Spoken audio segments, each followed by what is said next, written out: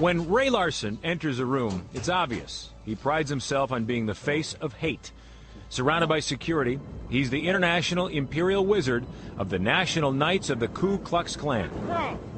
When we asked Larson for an interview, he agreed to meet us at an undisclosed hotel in Indiana, where he's based, to discuss why membership is on the rise. But in the course of our conversation, he said something we weren't expecting.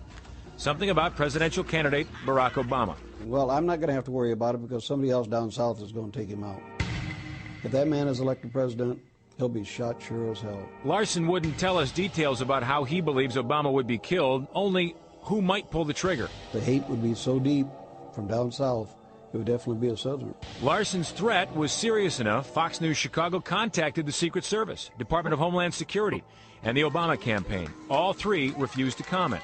But Senator Obama has acknowledged there have been racially motivated threats against him. In a previous interview, he added, quote, "Are there people who would be troubled with an African-American president? Yes." It's sad to hear that.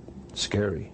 But they're capable of doing anything. Tom Martinez, a former Klan member and Aryan Nation member, believes the threat against Obama should be taken seriously. I've seen what they're capable of doing, and it just takes one person, just like Tim McVeigh. Martinez, who doesn't usually do interviews, turned his life around by becoming an FBI informant. Today, he lives under the Witness Protection Program, but he sees organizations like the Klan capitalizing on our country's instability. It's only going to get worse. Why? Because the Mexican invasion that you have coming up here right now. Senior Al Bushra has opened up the borders. That is one of the things that's helping us the best.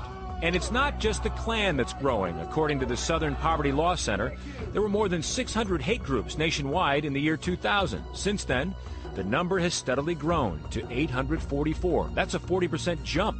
Specifically in the state of Illinois, 23 hate groups were founded in the year 2006. That's up from 16 in the year 2000. We have seen more involvement, more people getting involved with these causes in the Chicagoland, Illinois area, and different parts of the Midwest. As the regional director for the Anti-Defamation League, Lonnie Nassiter tracks hate groups in our area.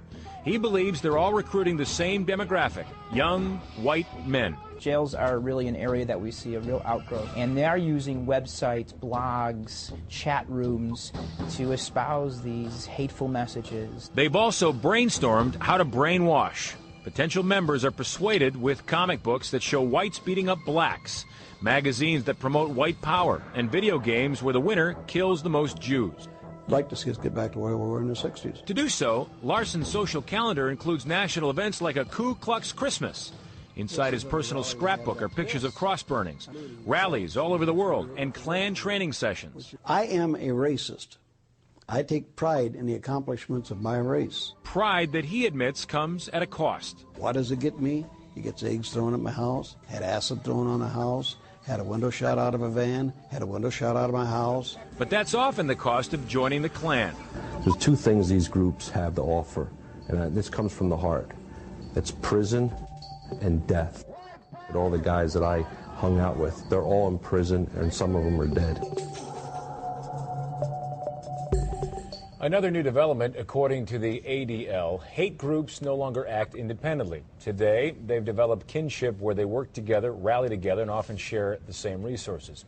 As for the threat on Senator Obama's concern, Fox News Chicago was asked to send a detailed explanation in writing to the Department of Homeland Security. We've since been told it was discussed with the Secret Service.